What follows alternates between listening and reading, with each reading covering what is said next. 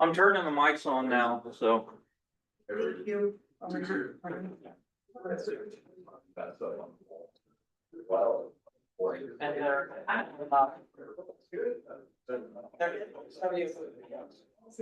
They're on and they're live. We still have 3 minutes. Right, I was thinking it's fun.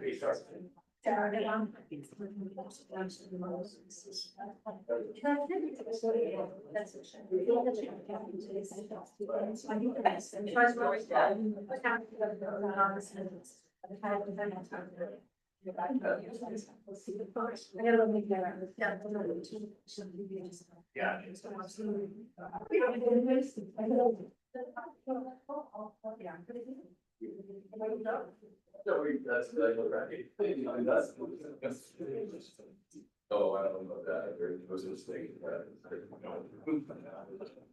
Well, I should say.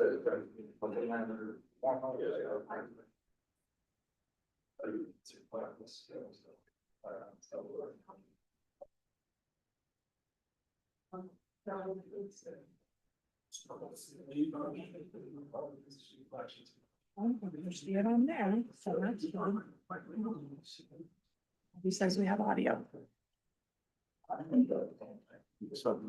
Yes. It is.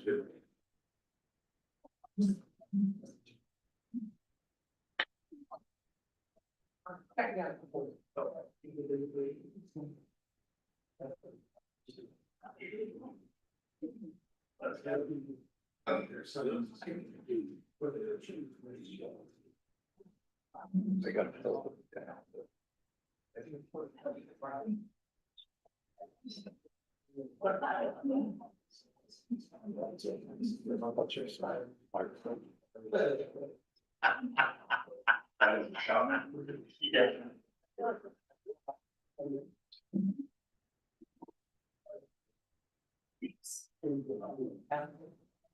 Lock it up.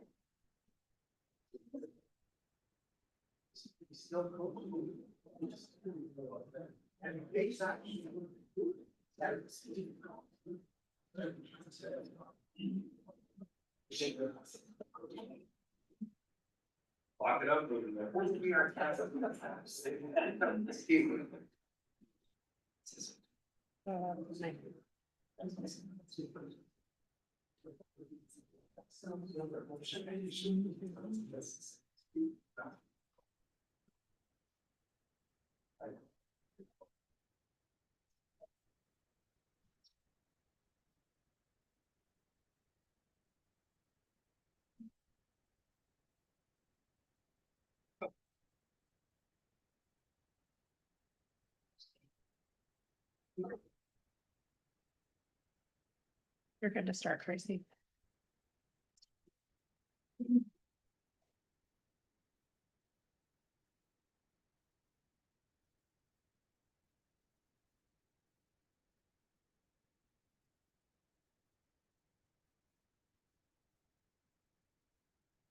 morning, everyone. Thank you very much for being a part of the Gillette College meeting down here in Wright. And it's a hot and dry day, but really glad to be here with our neighbors to the south. And especially since it is Wyoming Gibbs Day. So anyway, everybody, welcome to our meeting. If everyone will call this meeting to order, if everyone will please stand. I've asked Trustee Dave, he would lead us in the pledge. I pledge allegiance To the flag of the United States of America and to the republic for which it stands, one nation, under God, indivisible, with liberty and justice for all.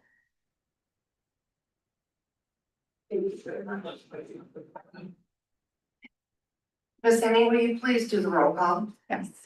Trustee Anderson.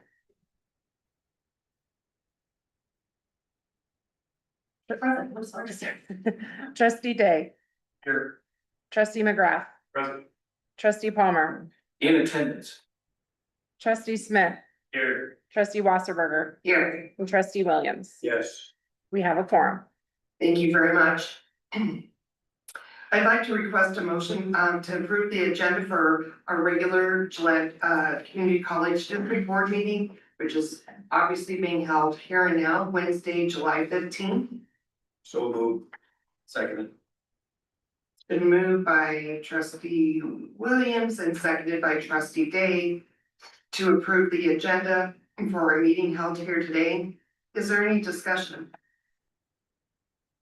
Any discussion? If not, all those that are in favor indicate by saying aye. Aye. Those not in favor by nay. Okay, motion carries. Thank you. Next, I'd like to request a motion to approve the consent agenda for our regular Gillette College Board Trustees meeting held today on Wednesday, July 15th. Second.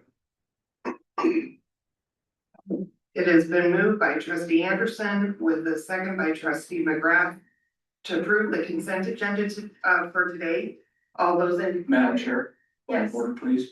I'd like to remove item number 2. Thank you.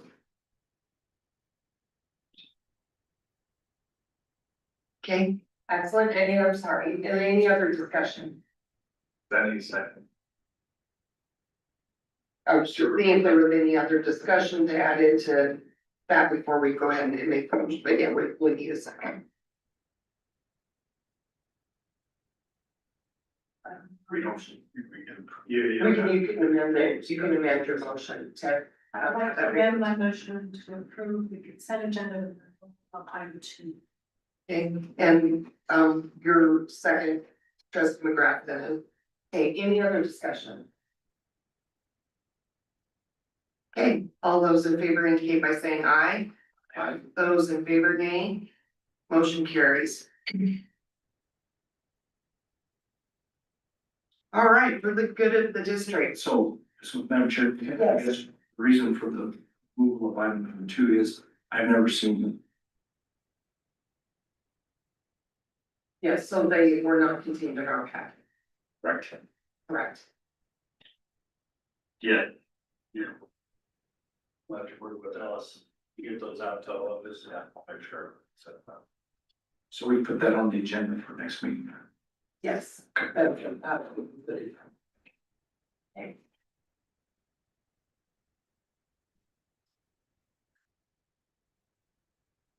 Oh, okay.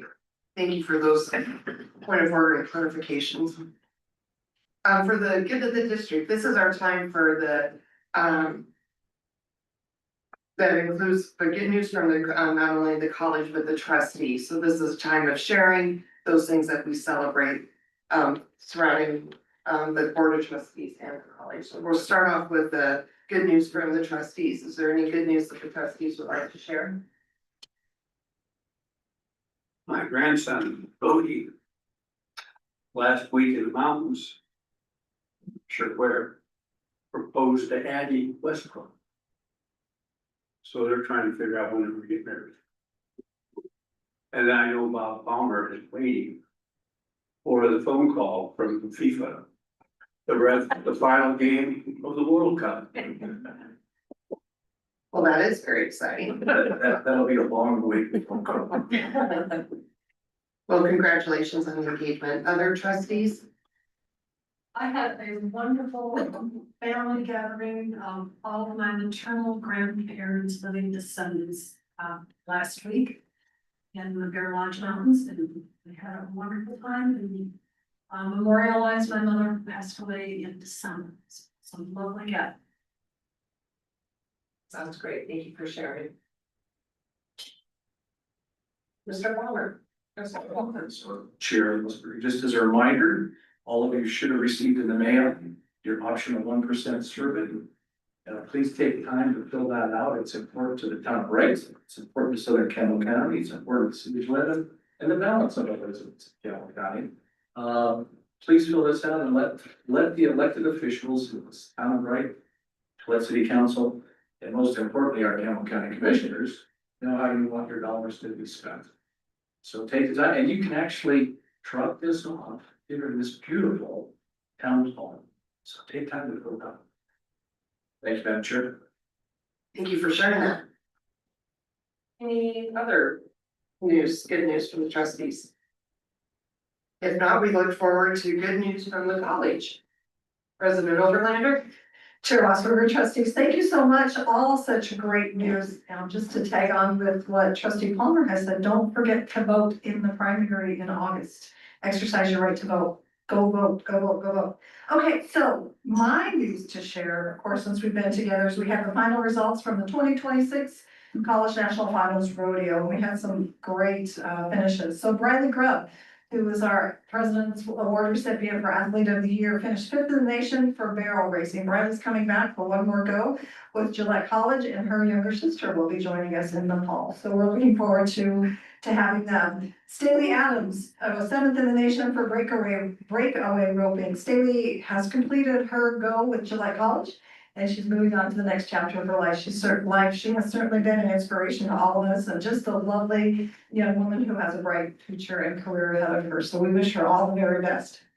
And Drew Harper and Jess Harper brothers, team ropers, were ninth in the nation. And I believe it is Drew who is moving on to Chadron in the fall. And so we are looking forward to watching them and their success as well. So we really had a great show down at the CNFR. We had 7 qualifiers.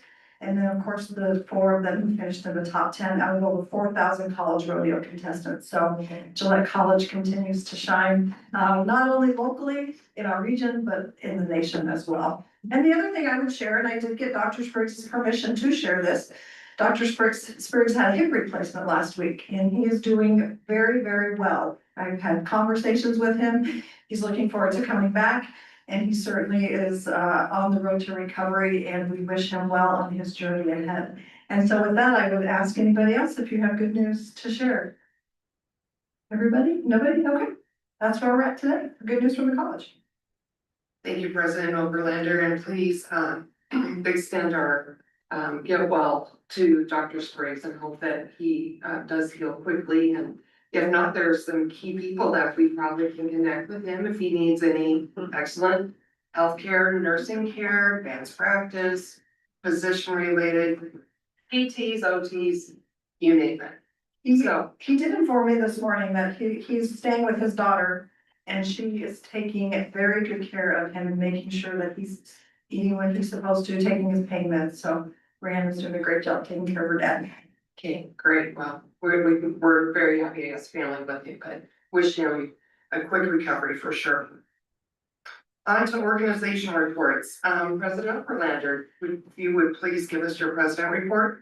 Chair Wasserberg, trustees, it's my pleasure to officially and formally announce that your college, Gillette Community College, is now a candidate for accreditation with the Higher Learning Commission.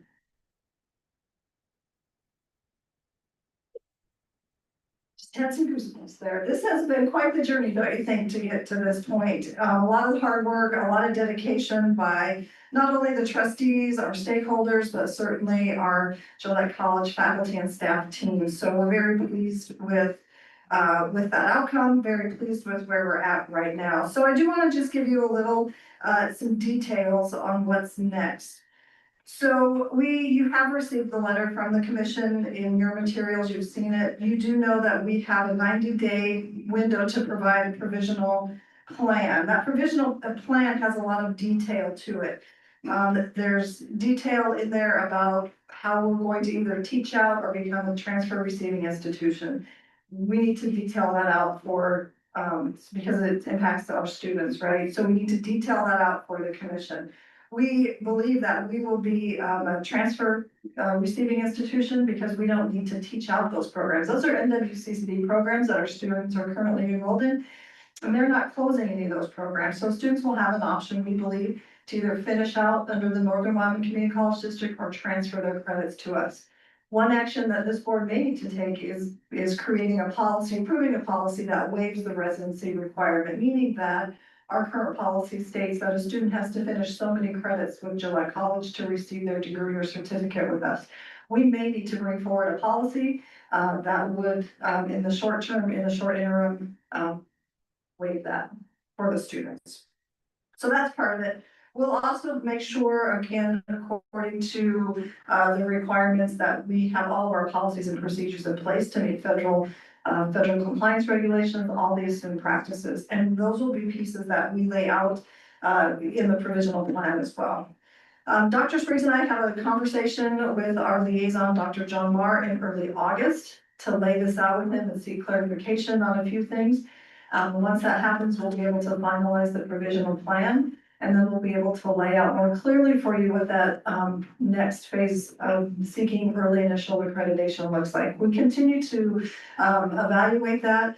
I do want to point out that that is a high stakes, it's a high stakes step for Gillette College to do that. I believe we have the team, I believe we have the evidence to support it, but you get a one-time opportunity to move forward with early initial accreditation. If you have any of the components met with concern, you go back into candidacy and you go through the candidacy process in its entirety. So it is high stakes. Certainly Dr. Humphrey and Dr. Spriggs, Vice President Larson, Mr. Polly, myself, we're all looking very closely at that, and we will examine it even further later next week when we retreat to make plans for the upcoming year. But I do believe we're ready, but I want to make sure everybody's comfortable with that step because of the high stakes nature of it. So that's one thing we'll talk with John Marr about as well. The other piece, of course, is that we have submitted our pre-application that happened last week to the U.S. Department of Education. We anticipated hearing back from the department already, but we have not heard from them a week later. So I will be working with Rachel Lane, who is our financial aid director, to find out where that pre-application is. She has submitted a help desk ticket. We have not heard back from them, so we'll continue to reach out as appropriate. And then Renee Collins, by the end of this week, will be submitting the application to obtain our .edu domain. So that's a really exciting piece too. We might as well do that migration when classes start if we get that approval right away. So we'll see how long it takes to process that. Coming to you in August, you will see, we begin to look at things like our requirements for international students. You have to have CBIS status in order to accept and enroll international students. So there's a two-step process there. And the first step is board approval that we want to be an internationally receiving institution. So you'll see an application in August, and that'll be coming from you from our Dean of Students, Diana Newman, so we can begin that process as well. So we're starting to unfold and peel back even more layers to get us to the place where, when we're ready to begin accepting students, we're 100% ready to go. So with that, I would ask the trustees, do you have any particular questions about candidacy? I know there are still some pieces that we're wrapping up in our mind, but you will see the mark of accreditation on our website. That's up. Maggie Longo got that up for us pretty quickly, and so it's an exciting time. Much to celebrate. Sure. Yes, trustee Smith. I know Monday you said, do we have the roadmap page yet, or is it being? Chair Wasserberger, trustee Smith, that's a great question. I have it with me in my stack of documents. I have not updated it yet. I want to have a little bit more conversation with the cabinet and with our liaison before we finalize that piece. But as soon as we can get the dates updated, we'll get it updated. We're on the last page. We have to decide what's coming next after that last page of our accreditation journey. But it is not updated yet, but we certainly will within the next few weeks have it updated to the best of our ability. Thank you. And President Overlander, that is also a visual that's on the website. Chair Wasserberger, correct, it's on the accreditation page. So if anybody that's in attendance wants to review that, you're sure welcome to. It's a nice visual assessment of really where we've been and where we're going and how we're getting there. Absolutely, as well as the candidacy letter is posted on that website, so the most current information is on the accreditation side of our page. So. Trustee Palmer. Chair Wasserberg, thank you. So, first of all, congratulations. I think to you and to all of the team at Gillette Community College District, all of you have just done an amazing job in getting this far. And I also compliment you on the fact of taking time to take a look at that, that next step, in the sense that we only get one shot. And I know that there's an urgency, certainly among the board trustees, as well as I'm sure you and the rest of the the district. However, because we only have one shot, I would hope that we look at that prudently, and I know you will. And if it takes a few months, that's okay. Because I think we want to make sure that everything's in place, and you mentioned actually several things that you need to still take a look at. So thank you for that. And again, congratulations. Thank you, sir. Thank you. Well done to everybody. It's an exciting time. There's much to be celebrated, and we certainly will. When our faculty come back, we'll certainly celebrate this as we can as we get ready to start the next academic year. The last piece I'll leave you with is, as you know, the cabinet retreats annually, and so that retreat's coming up later next week. We're going to spend 2 days together. We're going to assess the focus areas and the priorities that we set from last year. Really begin to take a look at how Gillette College, how the cabinet does business. Because what we have done now to get to where we are today is not gonna get us to where we need to be tomorrow. We have to start shifting, right? We have to start shifting and thinking about what's next. And we have this phenomenal group of mid-level leaders, this phenomenal group of faculty and staff who are ready to take on more leadership role. And so it's time for the cabinet to really take a deep dive into how we're going to begin to transition away from being so heavily involved in the day-to-day and empowering those mid-level managers to really pick that up and go with it. So we can begin to think about the next page of the Gillette College journey, the strategic visioning. What Bachelor of Applied Science degree do we want to begin looking at? Because it takes 3 to 4 years to get those degrees up and running. So we need to begin thinking about that. I know we are nearing putting shovel in dirt for the NC build, but then we have to remodel the main building. We need to start thinking about what that looks like. What's the financing option for that? Then what's the next building? All at the same time, we're welcoming new organizations and businesses into our community. Do we have the staffing we need to stand up and expand our programs? Are we teaching the right modalities of our programs? So all of those pieces are the strategic visioning that your cabinet needs to be focusing on. And so that's what we're going to begin talking about. Of course, we'll set our goals and our strategies as well. But we begin to make a shift and a change in how the cabinet operates, which is really quite exciting to begin thinking about. So with that, I'm happy to answer any questions you may have of me or have of other cabinet members. Trustees, any questions that you have for our president? I have one, Dr. Overlander. I'm sure you guys have discussed this in terms of the academics that we're gonna add in the next few years. Has that been a big conversation to you guys? What can we offer in terms of new academic programs here at college? Chair Wasberger, Trustee Williams, absolutely. We talk about that on an ongoing basis. In fact, Vice President Polly right now, in collaboration with not only Dean Travis Grubb, but Dean Dale Porter, our Dean of Workforce and Innovation, are just finalizing a Department of Energy grant that will focus on some new programs that we could potentially stand up for our partners, not only in the mining industry, but the other industries we serve. Different modalities, different pathways, stackable credentials. That grant would help move us forward quite a ways in making that happen. And so not only do we talk about academic programs, we talk about the modality of those programs. Are we setting up workforce programs, meaning non-credit programs, so they can be stackable and transferable into a degree program?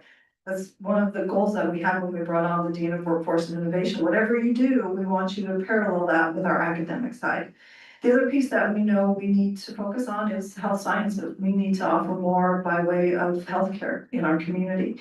The Wyoming Department of Health has just announced the Rural Transformation Grants. So that grant process is open now. And Dean Lindsay Wakefield, along with Dr. Humphrey and along with Glenn Polly, and of course, Dr. Sprays when he comes back, will begin to lay out what that pathway might look like.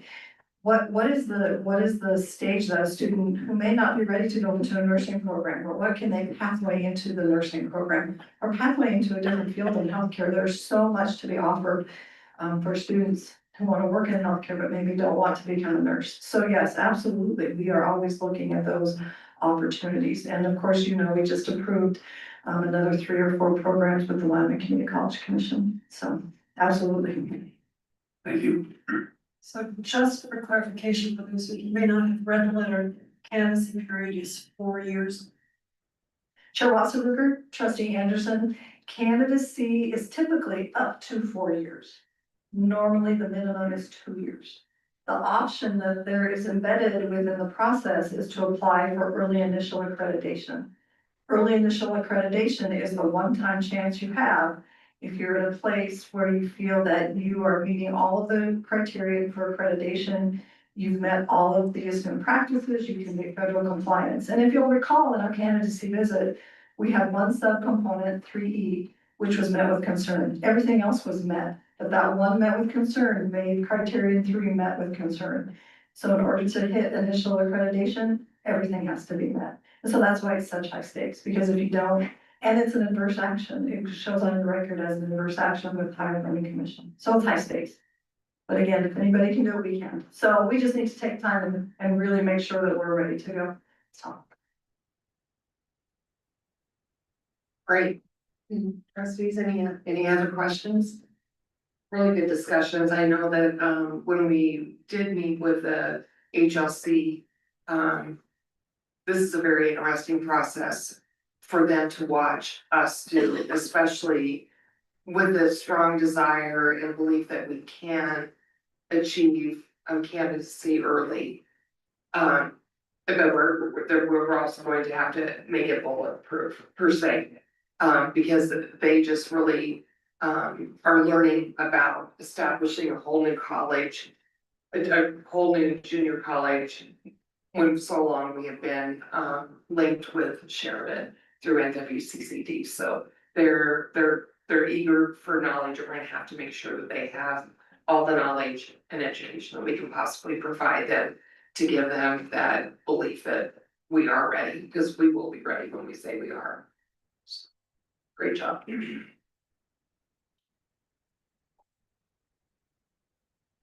President Williams, is that the end of your report then? Chair Wasserberger, that concludes my report. Thank you. All right, thank you very much. Now we get to invite our risk manager, Greg Bush, who always has passion at the microphone about his topics. So, and given our recent mock drill that you did, I'm anxious to hear about that big report as well. All right. Chair Wasserberger, trustees, thank you very much. Just wanted to give you an overview. I know you have these two documents. I've had the opportunity to review them. I'm not going to go through every little thing. I'm going to hit some highlights and add a few things that I think are important. First off, we utilize these Stafford. They have staff come in, they work with us. They set up a tabletop exercise every year. For multiple purposes. One, we want to just test what we have in place in our emergency management plan.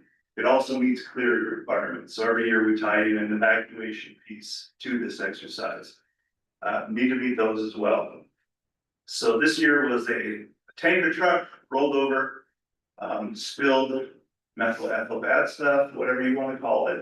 And the plume was heading towards the college. And so that necessitated an evacuation.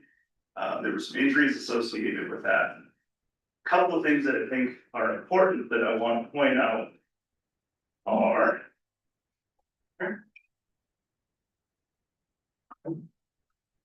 under major strengths. One of the first pieces is the incident management team experienced some communication breakdowns between incident location and the emergency operations center. One thing we did this year is we took the college team, put them in one area, and moved our first responders, our community partners in another area, just to have some separation. And it was interesting how quickly some communication broke down. The good thing that Frank said with us, he's the gentleman that came facilitate this, that he identified that, the leadership identified this quickly and we made adjustments. And I bring that up because I know I mentioned it before, and it won't be the last time. Communications are the biggest challenge. It's the biggest challenge in the military. Biggest challenge with fire and police, and the biggest challenge we're gonna have during the incident is communicating, getting the information, and us importantly sharing that out as well. The next piece I would mention is 4 down. Gillette Community College made redundancy in their communication, or has made redundancy in their communication system to minimize failure. And what they're talking about is our Alertus and Regroup. That's our emergency alert notification tool that we can push out messaging with. And if I haven't mentioned it before, we put multiple redundancies in place. So myself, Ellie, Maggie, Ann, and Tyler form an emergency alert notification team. So they're my backups. I'm the primary, but they can all send out messages on behalf of the college in an emergency. After that, we have staff at community college. They can send out messages. Staff at Sheridan College that can send out messages on our behalf. In addition to that, we can contact alerts. They can go into our templates and push out messages on our behalf. So we are going to make sure we're doing everything we can to send out messages timely and accurately. It's important to keep people safe and save lives. Last piece I have, you flip over, is he noted as a strength, Frank did, that we have an effective communication department that understands the importance of the communication during critical incidents. And this is a shout out to Ellie and Maggie. Not just because Ellie's here. They get it. These are two staff that get it, and I haven't always had that luxury in my job. We're on the same page. They understand what needs to be done and how it needs to be done. And so it's interesting that these three were listed as strengths, and they're all, I point them up because they're all communication, because that is our single biggest challenge. We fail on that, we're gonna fail quickly in other areas. So I was glad he identified those for us, and I'm comfortable with where we're at. Again, I can't always say that, so it's nice to say it now. Areas for improvement, there's three I'd like to mention. Developing a plan to track residential students without transportation that are evacuated from campus. We had a meeting yesterday, President Oberlander and college staff. We do have a plan in place. Diana Newsom has that, but we are gonna review that and strengthen it when the new director of housing comes in. Diana's tickled a reminder, as of I, so when that person is hired, we will review this one more time to make sure we have that covered. Communicating expectations to our staff and faculty. I had very clearly done that during my training, what I think my expectations are for our staff and faculty. But we're gonna do that again. In August here, when everyone comes back, I'll have the opportunity to get in front of everyone. And then in addition to that, there's FERPA on the 5th that goes up from Chantal Island. And so we're gonna do something similar for risk and emergency management. Every month, we're gonna be sending out information. So we wanna continue to put this in front of people. Where are your evacuation areas? How do you shelter? What are our, I Love You Guys Foundation, our response, our type response that I shared with you earlier. So more ways to communicate with them and always keep them aware of what their role is. And then finally, the last area for improvement that Frank listed was to create an electronic emergency response FIA. And he lists all the things that should be in there, and we have a few more that we're gonna add. And so I'm gonna get to this in a moment, but we already have a virtual emergency operations center created. Within that, in Teams, for our emergency coordination team, is we're gonna create this file. And everything we could possibly need during an emergency, we're gonna put in there, and everyone will have access to it on our emergency team. So, trying to be as prepared as we can. We can't always be, we're never gonna have it perfect, but we will be as prepared as we can. Before I go and leave this document and ask if you have any questions, on the back page, someone noted under participant feedback, about halfway down, and this was one of our staff. We have some holes, but we're miles ahead of where we were 3 years ago. I've been here a year and a half, so I can't take credit for that. There was a lot done a year and a half before that. But what it tells me is the leadership here is engaged in taking this part of the world seriously. And it's my part of the world, so it makes me happy. I do think there's been leaps and bounds made, and we're just going to continue to build on that. So right now, with this first document, are there any questions you have for me that I can answer? Sure. I'd like to thank you for including the trustees in the notification system. That was a nice addition this year. Good, we're gonna continue to do that because you're gonna get involved. And you need to know exactly what's going on, and that is President Overlander's role, is to funnel that information and what's going on to all of you. I'd like to say, first of all, congratulations, that was, very well done. And you stole my line, because I have some participant feedback out here, and that was exactly what I was going to say. Your very own participants said that recognize that you're miles ahead of where you were, they say, 3 years ago. So, there's many positive remarks, in the feedback section, so you did a really great job. I was surprised how expedient was. The information was coming in, and to get that forwarded on, I was in the middle of work and I looked down and there'd be another text message and I'd be trying to get it forwarded onto the trustees, because and we have to simulate as if it was real and real time and not take it lightly. But it just was very expedient, and I was surprised when it was already over. So great job, well done. I mean, we were only on the periphery of getting the messaging, but obviously a lot of participation and buy-in.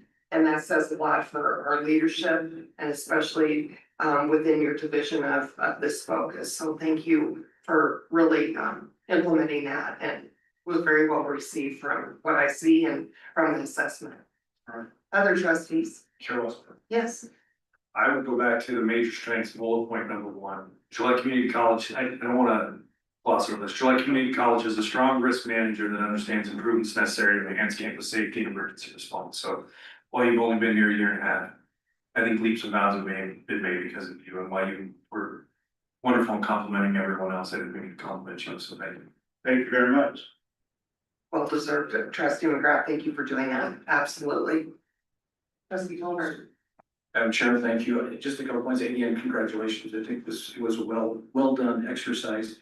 I did see also one of the improvement areas was a plan to develop an emergency notification webpage. I presume that can be done relatively quickly. And I would hope that also would go up if it's not in place already. You may have already taken care of it, but. Trustee Palmer, that is already in place, and again, that's thanks to Maggie and Ellie, they've done a great job. Maggie made the comment yesterday that in 10 seconds, she can flip the switch and we can have that front facing, put whatever we want. So. It's nice to be in this position. Yeah. It's very good at what they do. Just a couple other observations as well. With the after action report, because this is the first time that we included the trustees, did the chair have an opportunity to participate in that? I think it's important that we get her, in this case, trustee Chair Wasserberger's feedback, not just today, but during the process, as well as what went well in terms of the communication, and what might she suggest that we could do differently in terms of the notification of trustees. Just an opportunity, I guess, for additional communication and feedback, which again, you said is so important. And then the last question I have is how often are we going to do a tabletop? So nice segue into my next document, but I'll answer some of it for you here. We did have a discussion about including trustees into the exercise. If you want to address any piece of that, you can, not. Go ahead. All right. Keep on. There was a discussion about inviting trustees. We chose not to do that at this exercise. I think that you would have to have a public meeting. What was the challenge there? So in visiting with President Overlander, we just decided to have what is a realistic approach. It's probably sheet funneling the communication, everything that's happening. The chair of all of you. If this were a larger event that goes on longer, I think that would be a different, that would look differently. But if it's a 4 or 8 hour event, that's realistic. Madam Chair, again, I appreciate that. I understand this is the first time we did it. However, and we hope it never happens, but should it, I think that we as trustees, or the trustees sitting at that time, need to be prepared. What is the role, and especially the role of the chair, actively involved in a situation? I would hate for a situation to occur again, we haven't taken that step, and then all of a sudden the pressure is on, who calls the governor? Who calls elected officials? Because that really, to me, is the role of the chair. in this particular case, and if we don't have that exercise or that knowledge or education or experience, I think. That can hold up what needs to get done, and so I just offer that as an observation. And as a chair, as an observation, it did cross my mind, because I was able to get the initial text message, but what if the chair, whoever the chair is at that time, is, unavailable? Be it that they're on vacation or they're out mowing the lawn and they left their phone in the house. I was attending a delivery and I had that thought of, oh my gosh, what would have happened? Had I not been able to confirm with, President Oberlander, and maybe how long does she wait before she is saying, is this communication? Yeah, I sent to the chair, but I hasn't acknowledged receiving it as yet. Cause I could see where delays then would happen to the rest of the trustees. Cause those are real life things. We'll be mowing the lawn and not have our phone on us. So things to think about, not things to solve today. Right. But yeah, participation, I think, or at least input back, get an opportunity to just get perspective about those things. And I'm sure the trustees themselves experience other valuable things during the exercise. Chair Walsberg. Trustee McGrath. So the only thing I would say to that, I agree with what you're saying. What we tried to do when we talked about this the last time was to minimize involvement of the trustees, because we are all sitting at home and not in the day-to-day inlock of what's going on and what's happening. And so, yeah, I agree that if one text is sent to all of us, that's fine.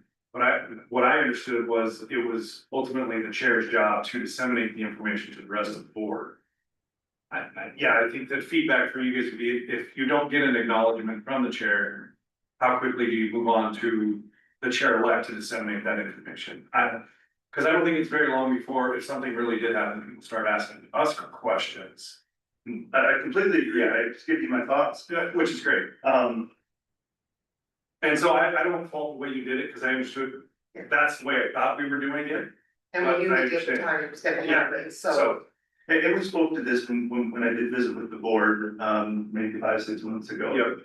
And I am somewhat removed from that, from the standpoint, we talked about staying in our lanes a bit. I've got mine, and I'm making sure President Oberlander is aware of everything that's going on, and that is her role, to keep you aware of what's going on.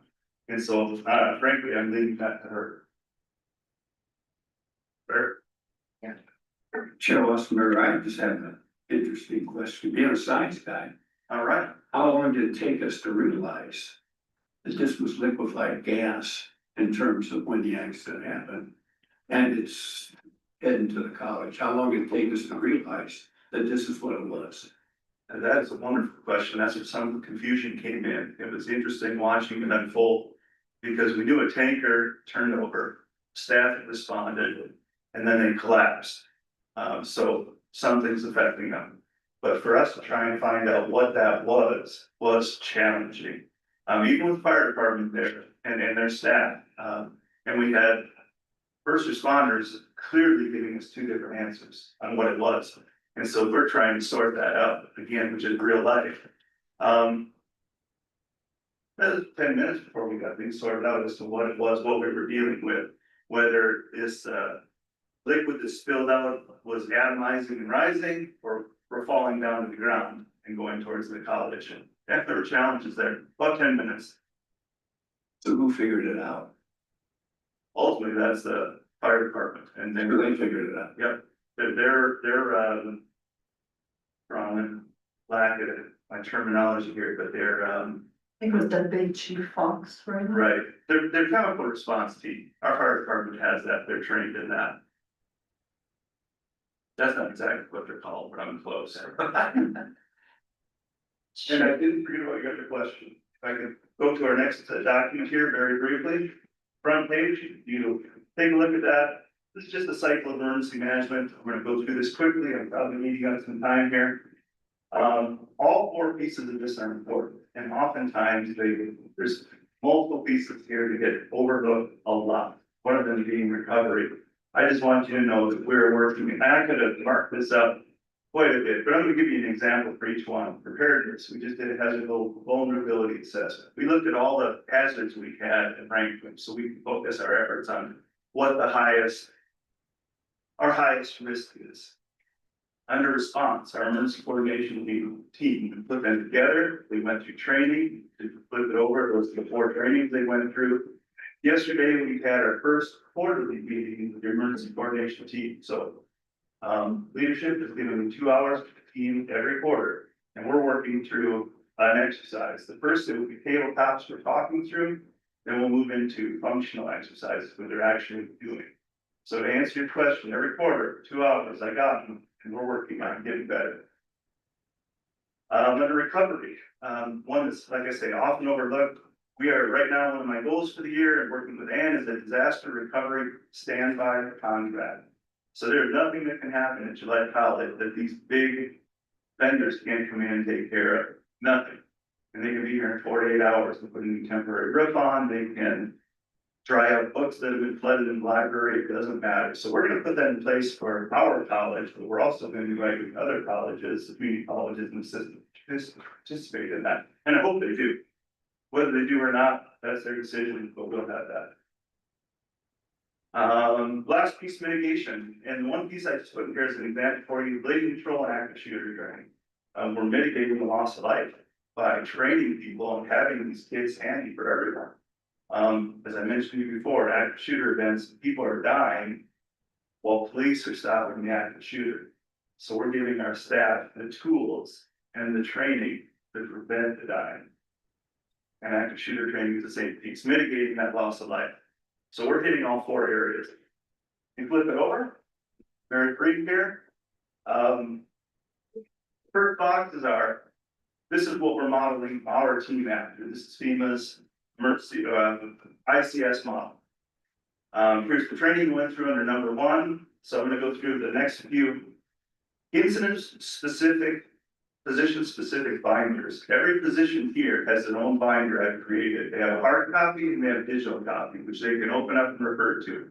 If I'm the liaison officer, I can open that up and it's a check boxes and, oh yeah, this is my job. And my resources all included in there. They have it both ways now. Our Emergency Coordination Center, we've identified 3 places across campus as our physical where we would meet, and then we have the virtual option on Teams as well. And we're gonna start training on the virtual option. Yes, and WPS, one thing the federal government does extremely well is priority calling. So government emergency communication service and wireless priority service. These are tools that allow us during emergency when cell phone towers are flooded with 10,000 calls. Our staff, our leadership team and our emergency coordination team work cell phones and skip to the top of the line. So we can talk to who we need to talk to immediately. So that is about halfway in place. We're just about there. I spoke to you about quarterly training. So I'm gonna skip number 5. Our team is training every quarter for 2 hours. I am extremely proud of the partnerships we have. First off, I'll say Gillette is a great community. And they have great first responders, and they've been nothing but wonderful to work with, including Robin Gallup, right here, who works for the Red Cross here. Here, emergency manager as well. No, just Red Cross. He's not here. Okay, not in the room, no, but he's in the building. He's been a great partner. And lastly, the standby contract I spoke to.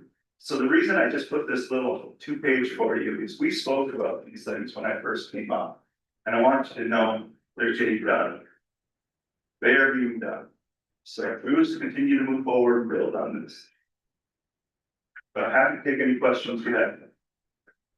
Well, what a wonderful job that you did. It reminded me of an episode of Landman with the scenario, to be honest, so. Yeah, I think you have to look better than they did, but good job, well done, and truly I echo what the other trustees have also highly acknowledged that. You and the team have really driven this forward. I really appreciate that there's no I in team, it does take a team, but Your strong leadership was recognized by us as well as by the summary. So, great job on everyone's behalf and glad it was just a drill. Next time, unfortunately, if it's a real event, we won't know the date and time until it's upon us. But, a job well done and orchestrated, across the community. So it's great. Thank you very much. Any other, before you step back from the podium, does any of the other trustees? Okay, all right, thank you, Mr. Bush, very much. Okay, that takes us on to old business. We are on the second reading of policy 2000.6, which is bond insurance and debt management. Vice President Larson, welcome today and thank you very much for. Thank you, trustee Wassenberger and trustees. Actually, bond issuance and debt management. The only thing that changed on this, from last reading was we referenced the Wyoming statute. And this, information comes from our bond attorney, Rick Thompson. I would move to approve 2000.6 bond issuance and debt management. Second.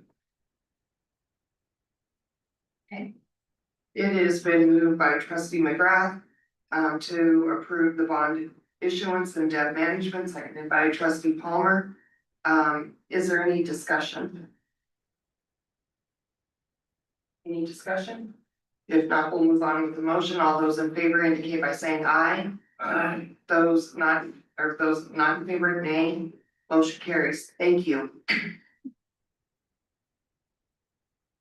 Thank you. And yeah, please remain there at the podium. Our next item of business is the second reading of policy 2000.7 reimbursement resolution. Again, Vice President Larson. Yes, thank you. So the changes that were made here compared to first reading include referencing the statute. And also, including tax exempt in front of financing and tax exempt in front of bond proceeds. Because reimbursement resolutions don't work if it's not tax exempt, so we just called that out. Chair, motion. Yes, you mean, trustee Palmer. Second.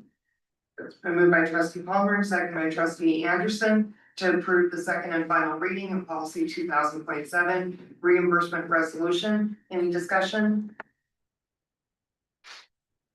If not, we'll move on to the vote. All those in favor indicate by saying aye. Aye. Those opposed, nay. Motion carries. Yep. Thank you very much. And thirdly, the reimbursement resolution. Great, thank you. This was tabled in your last meeting, Have to bring this back. oh, sorry. We entertain a motion. We entertain a discussion. Okay.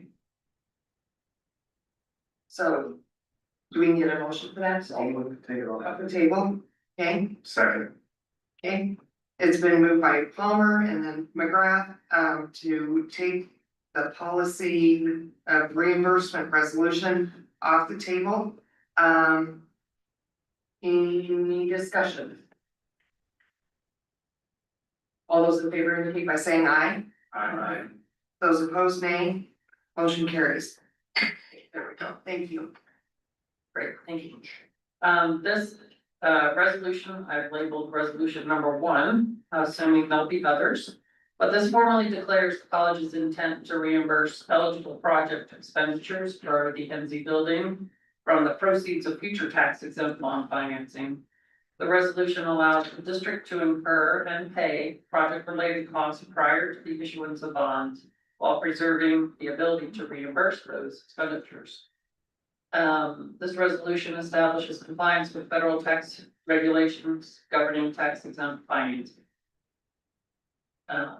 And I would stand for any questions on this resolution, which will require signature of the chair and the secretary.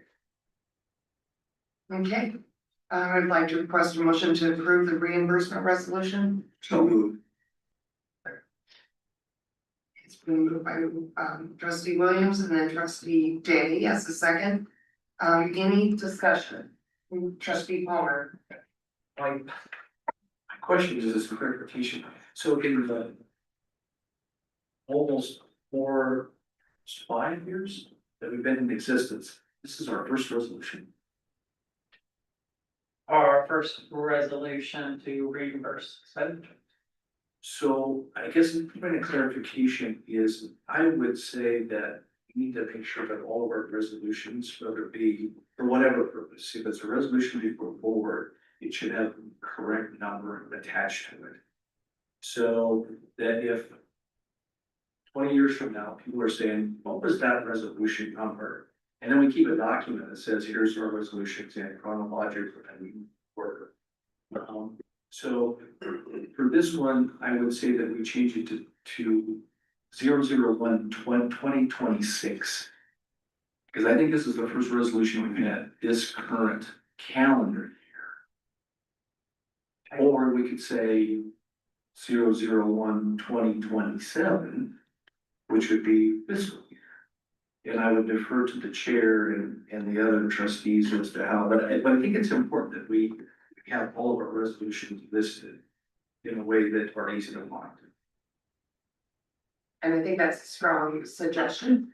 To me, it makes more sense to base it on the fiscal year. Chair Wasberger, then if I were to do that, would it be better to say resolution number 001-26/27? Sure, either of those, you could say FY 27, then anybody else is fiscal year 27. But again, I would say 2027. I would leave out let's not confuse letters with numbers, and I would just leave it as all a numerical type of reference, if I might. And for clarification, trustee Palmer, your recommendation is, I'm sorry, I was writing the other one down, I missed what. Well, I think what trustee McGrath had said earlier was 001-2027. Is that correct? 01. I would. 2027. Okay. I mean, I don't get stomachache over either one, so but what I support the suggestion of the trustee, so I'm fine with that. I appreciate the fact that for record keeping and historical reflection and finding those resolutions that we do have a methodology of how to number that. 50 years from now, someone might want to take a look at that. Yeah. Sounds like we resurrected the old library. Cataloging. Yeah, okay. And legal counsel, there's nothing pertinent from your chair. No. Okay. So would someone like to, so trustee Williams, are you willing to amend your motion then with approving the reimbursement resolution with changing the resolution number to 001-2027? Yes, I am. And trustee Jay, are you in support of that as a second? Okay, any further discussion? Trustee Madam Chair. McGrath? At the bottom of the document, we have ayes, nays, absent, and abstain. Is that normal for our documents? I don't ever remember seeing that in anything else. I don't know that we put the vote count at the bottom of a document, so I'm just wondering why, or the relevance, if somebody can explain to me why it's on there, I'm happy to. I can just tell you that that's how we received it from our attorney, from the attorney for the bond underwriting. I don't know that it's legally required. Again, not the end of the world for me, I don't know, it's just interesting. I didn't prepare the document, I can take a look at that if the trustees want to know. I don't want to delay it any further, I'm quite happy, I think, Madam Chair, I think for, again, historical purposes, it's nice to know if there was any abstaining, any absences or any nays in addition to the nays. Again, if somebody wants to look 10 years from now and say, okay, well, who voted to approve this? Well, it was unanimous, then there's no question. I think it's fine. sounds great. Any further study? Yeah, absolutely. So, will you be signing this today or with a written on here dash 2027, or we need to That would be the fix intent. it? Okay. Just wanna make sure. Yes, that would be the intent. Okay, okay, any other discussion? Observations? Otherwise, we'll go ahead then, to take a vote on this motion that has been amended to approve the reimbursement resolution with the suggested changes. Good discussion, appreciate your, aspects. All those in favor indicate by saying aye. Those opposed, nay. Motion carries. Thank you. Thank you. Like it to be known, it was all eyes. Unanimous. It was unanimous. Okay, I'm numero uno and it was unanimous. All right, on to new business already. Our first item of new business is approval of the public meeting calendar.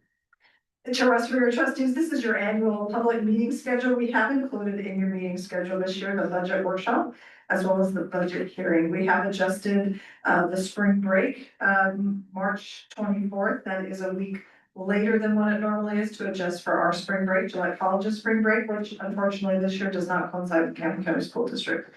But also lists the meeting down here in Wright in July as well. So happy to make any adjustments, but it is typical of what you have approved in the past. I can see our trustee Palmer has a question, so go ahead, Brian, ahead, trustee Palmer. Aren't you glad you could be at the end of the guys? So just, I guess, as a question, it doesn't have to do with the town, we have the town right, which I really glad that we do on a weekly basis.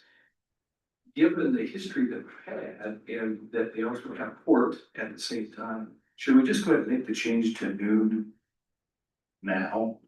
Because I think that's worked better, and I think, that gets it, that allows us to kind of do this room. I know we've also been in conference rooms at the town hall, but I think if it's gonna be noon, let's just go ahead and advertise it now as noon.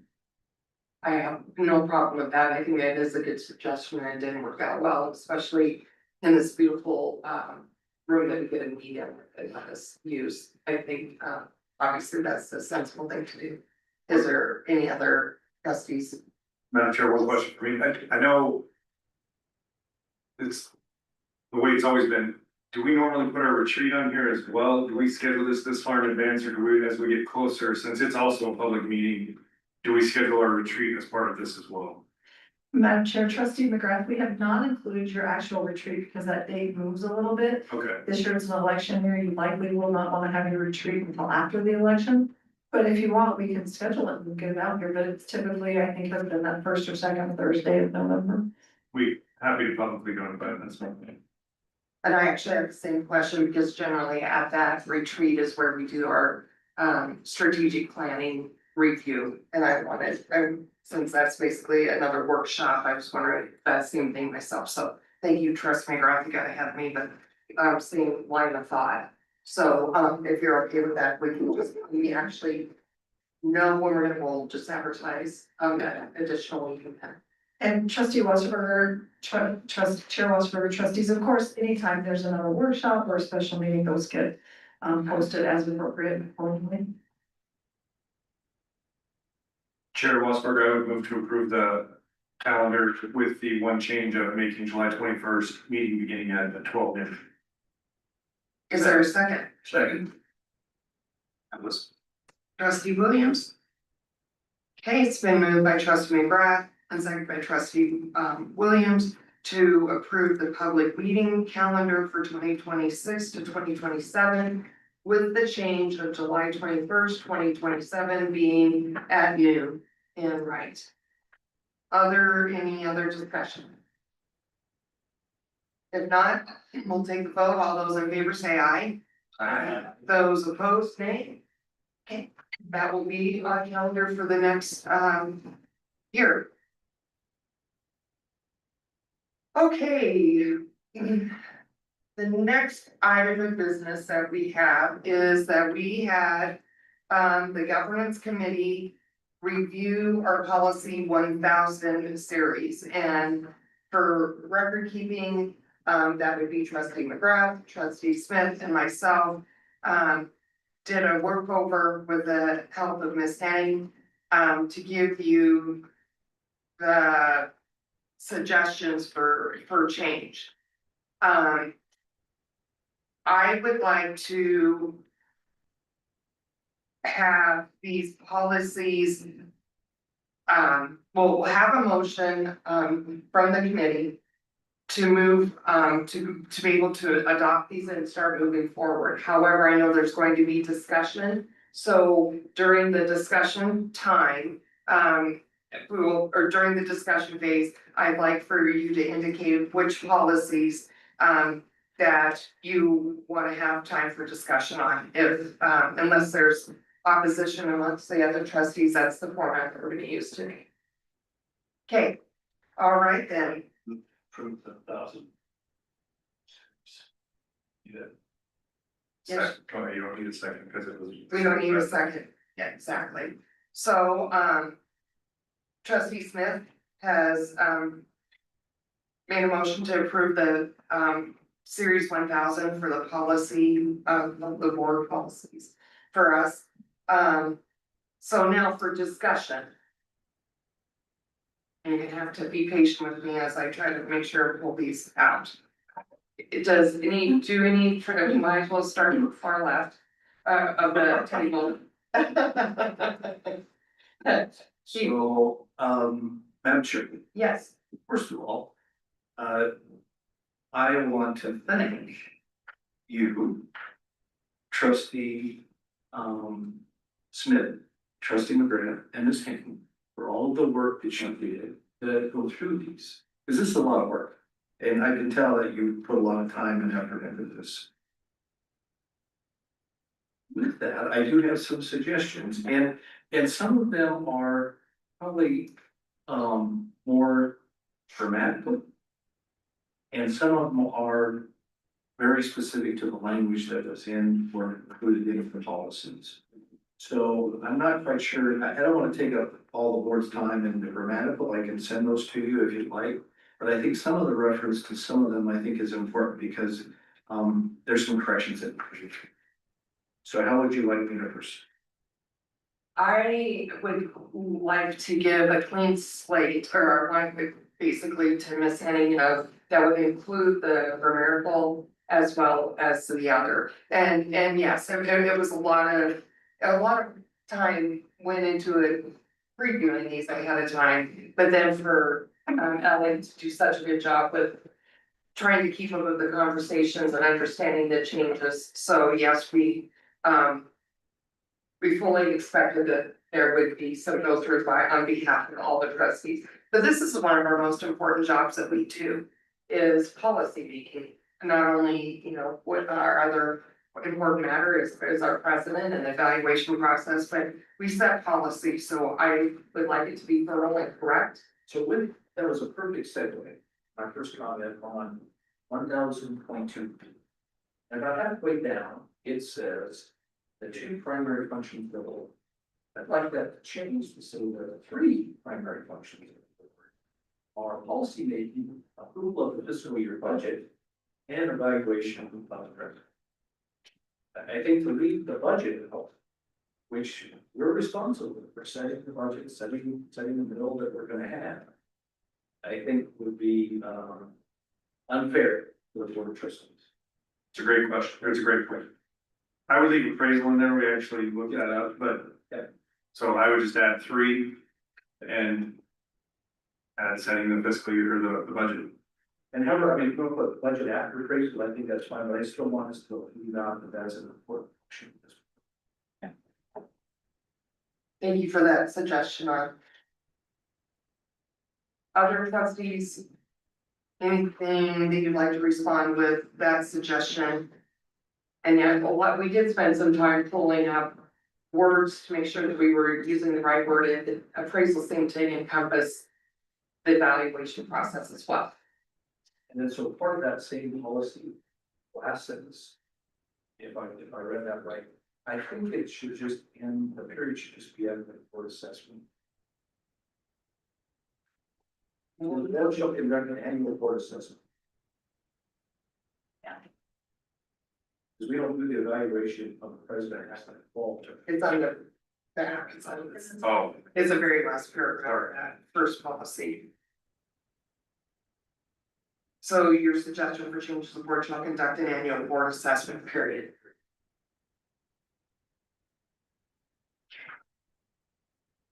And then there's some other, I'll get, start with you, I'm sure the rest of the board, president, if I just communicate with the president, this thing on some different items.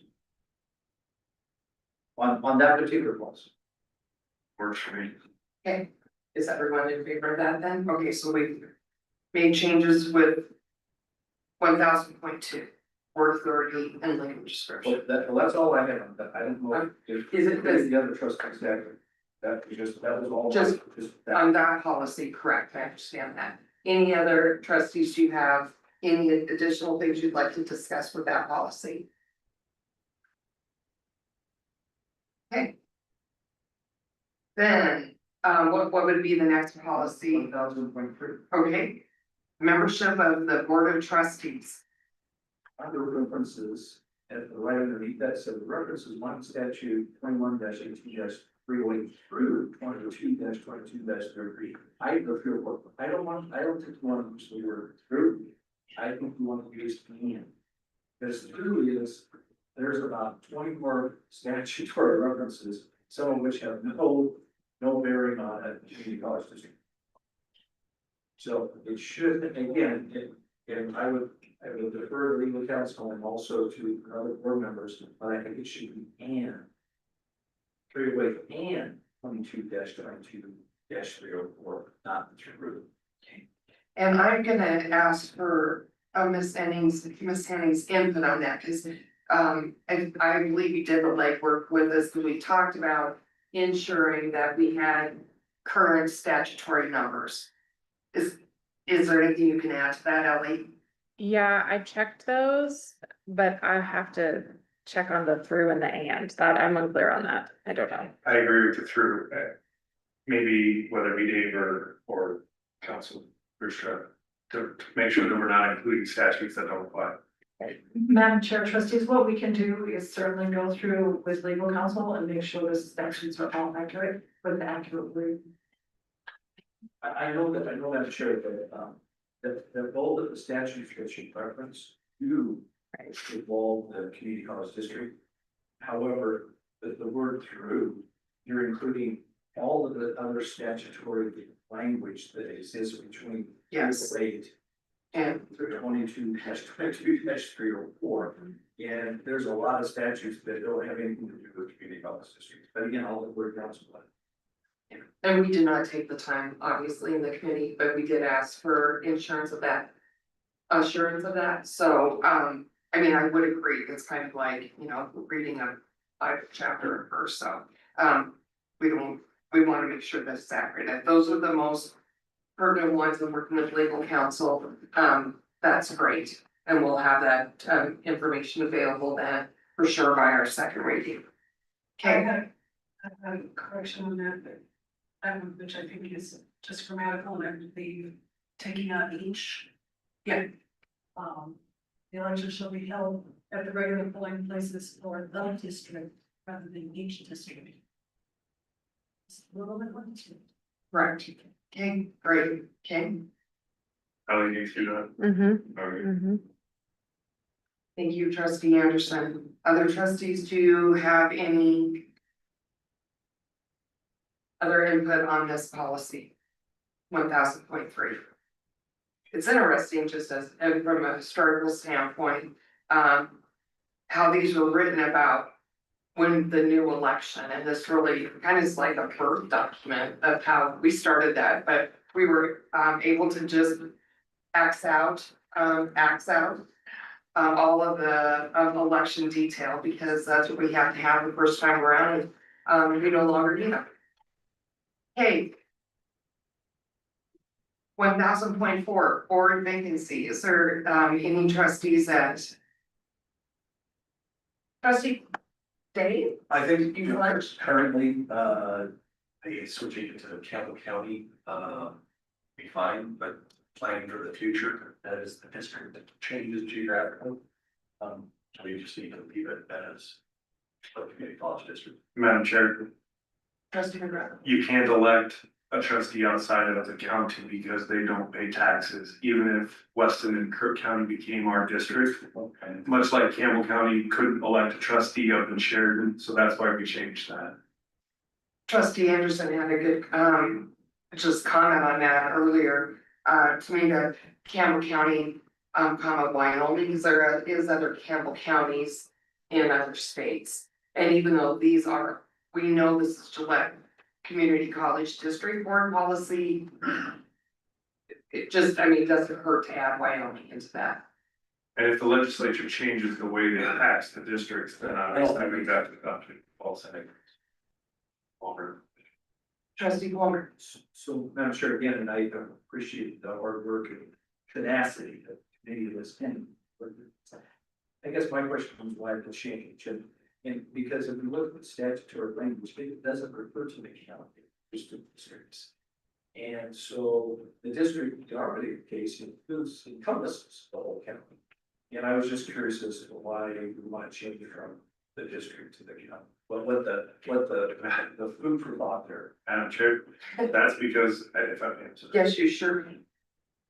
I think there is a chance that the state redistrict over time.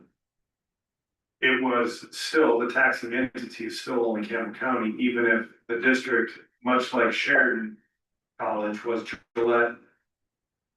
So the only reason that I asked to change it is because even if they state redistricts, it's still only going to be Campbell County.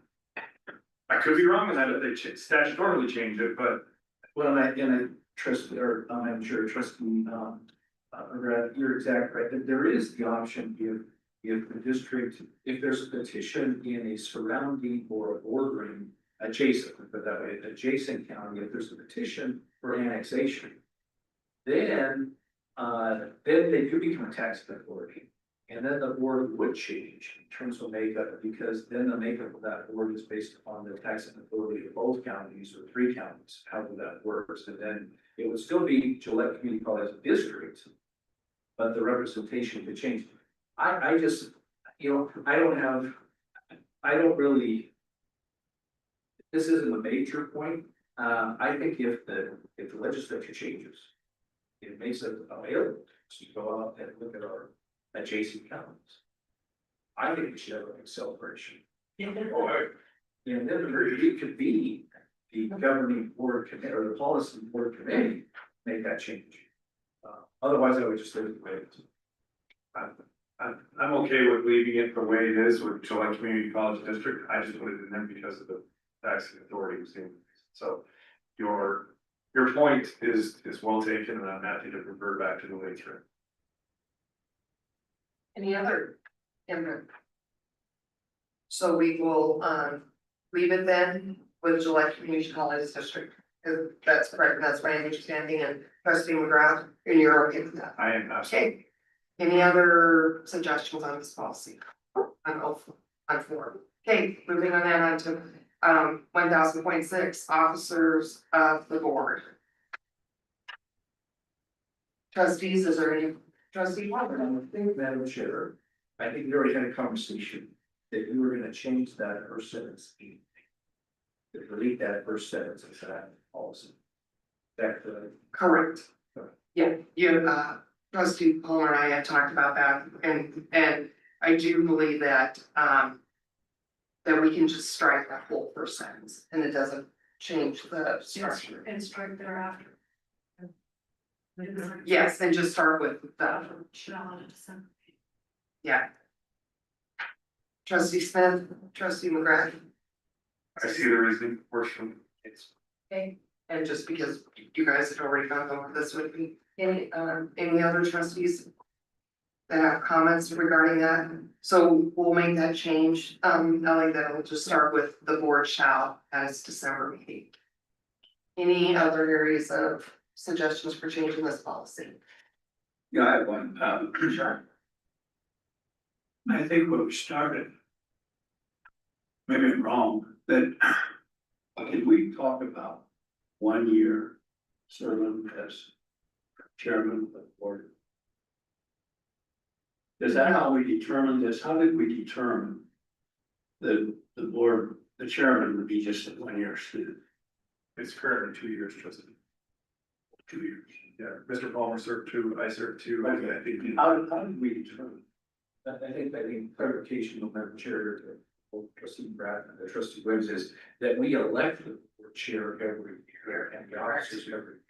It's just historically the board chair and the officers have served a 2 year term, but every year there's an election.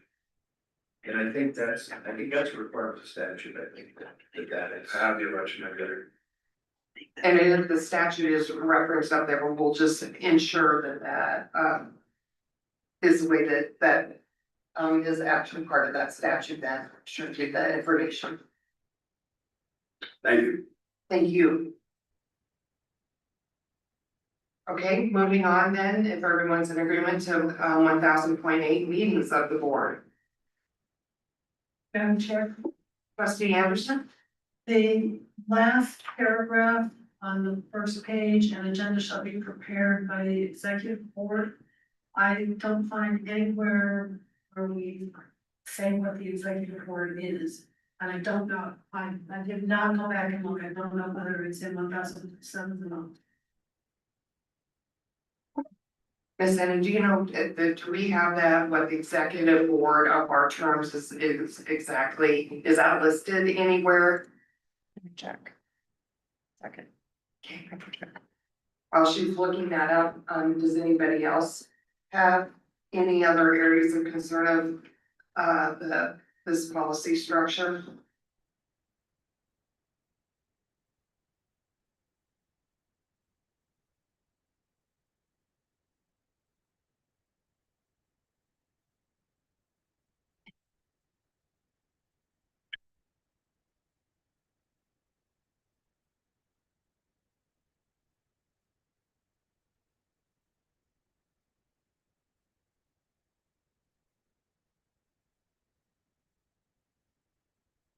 It might take a second, so, sorry. So should we just set this one as, but I don't wanna leave you behind in the discussion either, Ellie, so.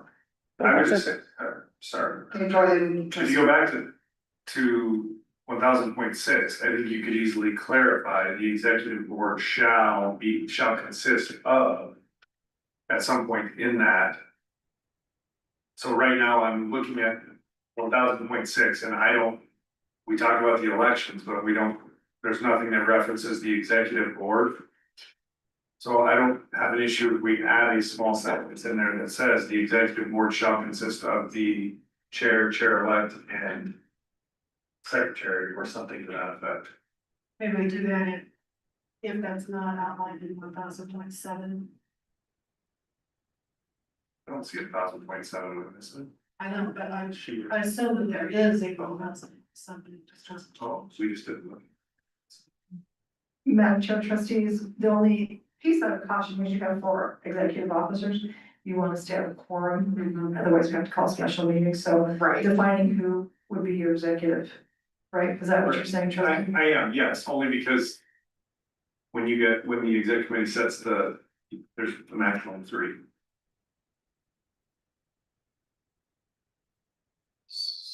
so, in defining what the executive board then means, should we move, or is the board of trustees okay with moving that the executive board shall consist of the chair, the vice chair, and the secretary of the board of trustees? Is that in summary what you were saying, trustee McGrath? I am, Okay, or you could put it in parentheses after in 10,000.8 executive board and put those 3 positions in there. Right. and then from that point on, it would be stipulated as to that definition. Yeah, it's not fine. Okay, let's do it that way then. Okay, Are you okay, Yes, trustee Anderson, just to put it in parentheses then? yes, I.e. the chair, vice chair, and secretary. I just looked at it, I said it is board, of it single would be. And it's not listed anywhere else as executive board in the 1000 series. Okay, so then we should define should. it there, Mhm. okay? All right. Well, I've got axed out on that policy for outlining what the regular meeting minutes needed to entail, which I thought was healthy and good, so.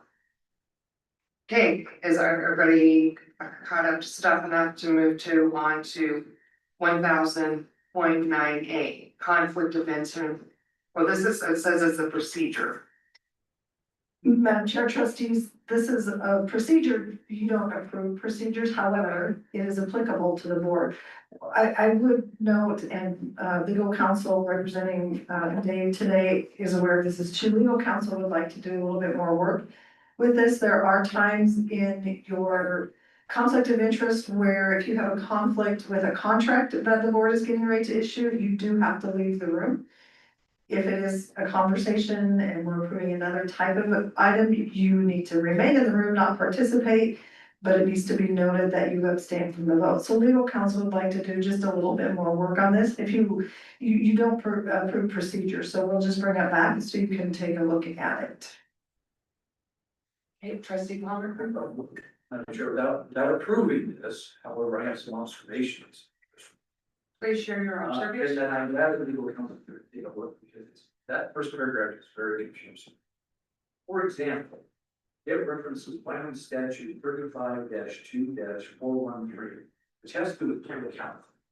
And that statute has been repeated. So I'm not sure why it's included in our procedure. I could find no reference as to the board of trustees of the community college district and that whole statutory language, plus it's repeated. So, yes, I'm glad to hear that the procedure is going to be looked at by legal counsel. Hopefully, we can shorten it by a page. If not, no. Yeah. Other trustee discussion. Okay, so that one will also come back to us pending legal counsel review. Okay, board evaluation, 1000.11. Input from the trustees. Trustee Palmer. We have a lot of. As an organization committed to continuous quality improvement, the board is committed to assessing. And we just change that to say the board will assess its own performance. To identify its strengths and areas for improvement. That's fine by me. Other trustees? Madam Chair, trustee, would you say that one more time? Well, I will send this all. Perfect. The board will assess its own performance, basically, what it goes down to. Trustee Palmer, anything else on that policy? It's pretty short. Okay. All right, and then the procedure is there, the board procedure, so. We don't have to do meeting approval of this, trustee. Palmer. I guess just in questions, we, in item number 2, in line with reference best practice. Which I think is. Awesome. But I think we should identify like best practices. And Or how it, I mean, this has to be a procedure, but I think somehow it needs to be. which one is that? I'm looking at 1,000. Right, right, in the procedure, Yeah, under procedure and was that. Line number 2. the third line, oh, best practice and quotation, Yeah. okay, This is best practice, and it says by recognized leaders in the field. That's really vague. And I guess I would just hope that if, again, from a procedure standpoint, we don't approve it, but I just want to make sure that there's more to it than that. And then the other one, quite simply, is was under item number 4. At the end of the second line, it says the results of the survey. That's the first time I've heard that language being used, and I think I would just go back to self-evaluation. we'll focus on the results of the self-evaluation. Correct? Okay. That is more accurate. Any other points of discussion there? Okay, we don't have to prove because it's a procedure. Okay. Last but not least, is 1000.12 evaluation of the president. Trustee Palmer. I know, but I'm sure you look hesitantly.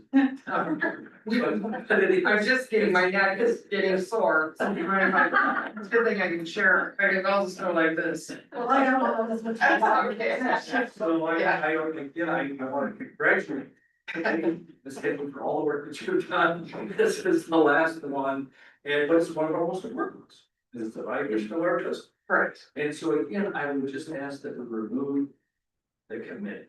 So as an organization committed to continuous quality improvement, the board will assess the performance of the Gillette Community College District president. And not committee, we're not committee, we're just gonna do. Okay, and then on the second paragraph. As part of the annual evaluation of the president, the board will evaluate progress towards goals set prior year and set them. No, we do not set goals. She sets president. What I would suggest is we can work collaboratively to establish those goals. But we should not be setting the president's goals. And trustee Palmer, with that, we actually had that discussion because, the very last bullet 5 on that page, you can see where that it is redundant because it says there, together the board and president will establish a list of goals, but because we had that discussion, so I think that was just an oversight, in getting that asked out of there, because yes, we do not set precedence goals. But we do work with her to get them established, and was one of those other words that create, establish, I can't remember what the So other. are you changing that up above the goals and set the prior year and establish goals for the president? Or are you? I would say we're collaboratively to establish. And then that follows the language you used down below, which is to establish. Okay, And then the last item I had, which was the fine trustee. That I guess before we get to the last bullet points. To further assess GCCD performance, the board may select. I don't think we use the word shall or will, we have not done either. And so I'd like to leave it available to us, but not that we have to. yes, and I'm thinking that was an oversight, because we had talked about that, that is. I don't think it was an oversight, I just think we were getting caught in some. What's the last one? You guys are wrong, you guys. Yeah, no, the intent should be made, that's why we asked the will to need to replace, because that's interchangeable with shall, we only meant to say may. Trustee Anderson, anything else? Okay, trustee Dave, trustee Williams, We're good. I'm wondering why we have a committee, we just do this every time. We're all gonna, it's not much input, but why? This is. We spent plenty of time changing 5 and 8 so. well, I think it's expedites it though, because we were able to have those discussions of why we want in policy to have the contents of the meetings. So it does expedite it for that, agree, that degree is what I'm trying to say. But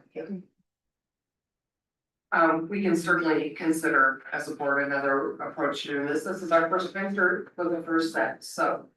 We're gonna make mistakes as we said it, so. All right. With those changes. And there were changes on every policy that were made, correct? And procedures have been deferred to their appropriate keepers. With that, trustee Smith, you were going to make the motion, correct? They vote. Yeah. Would you, like, To amend it to yes. all the changes LA's making, be happy. Okay. All right, is there any discussion? Any discussion? If not, all those in favor, indicate by saying aye. Aye. Those, in disfavor, nay, motion carries. And we'll see them back again at the next meeting. Okay. Thank you for everyone's work on that. We didn't identify any committee reports today, so there's nothing that is listed there. We know that our advisory board and this student planning and the faculty center are all on vacation. Public comments, Ms. Ann, do we have anybody signed up for public comment? Or was there anybody out there that would like to stand for public comments for us today? So I have to really say it's nice to have faces from our whole county that are here today and taking the time out of their busy days, so. May I add, trustee comment? Being a very right, we have some people that are from Wright and maybe aren't familiar with where the NC Center is. Dr. Oberlander, could you give us a quick overview of where the NC Center is at? Madam Chair, I'd be happy to do that, but I think the mayor has something he would. Yeah. I'd just like to say appreciate y'all coming down. I think it's the first time ever in run as long as I've been there, so. This is our first time. We were here last year. Yeah. Well, I haven't made it, so I've been on vacation, so this is my first time here, so I appreciate it anyway. So sorry for the. And also, I'll just say, 10 minutes, you ain't gonna get the fire department and your answers any faster. I will just say that. And I don't know if you know Jim Mitchell. Do you hear all the taxes and things that are going on? Yeah, yes. So that's. All right, so you ain't gonna get it much faster than 10 minutes, so I figured, just to let you know. And just quick, I'm proud of that, so, and they did change it to county, so everything emergent management set apart. So if you can, anybody you know, get the commissioners to support the fire department better. They're here, thank you. Thank you, Mayor. Thank you, Mr. Plain, very much.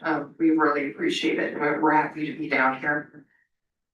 Madam Chair, trustees, I'd be happy to give an NZ report. We are nearing your approval. Well, we have approved the 50% interior exterior design. In August, you will see MOA bring forward 50% construction documents guaranteed maximum price, so you'll see that. And then we also, in August, you'll approve the master plan for the campus, the 25-year master plan. So we are nearing getting ready to finalize all the construction documents for NZ. Of course, the Gillette College Foundation is in the middle of raising funds for that building. We're looking at some EDA grants to help fund that, looking at potential other support from industry partners. So we intend to break ground. We'll see how the winter goes. We actually would like more snow, so maybe late spring is when we'll break ground in 2027. The bonding, Vice President Larson's working on the bonding for that building, so likely within about the next 3 to 4 months, you'll see a lot of activity start to hit with the finalization of the construction documents and the final work being done before we put shovel in the dirt and break ground. I might add to that, I don't know if you looked at the last. See, there, he was either yesterday's news record or Saturday's news record, but Samson Construction is already asking for bids for pre-construction, some pre-construction items for HVAC. So yes, the project is definitely moving forward.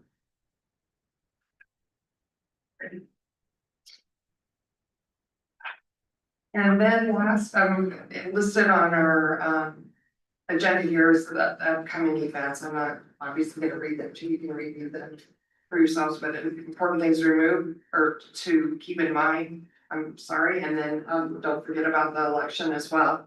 And then school will be starting here shortly. So anyway, motion to adjourn. So moved.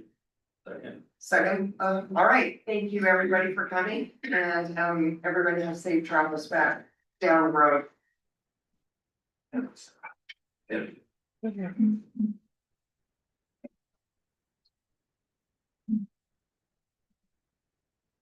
Did you get my? Yeah, they.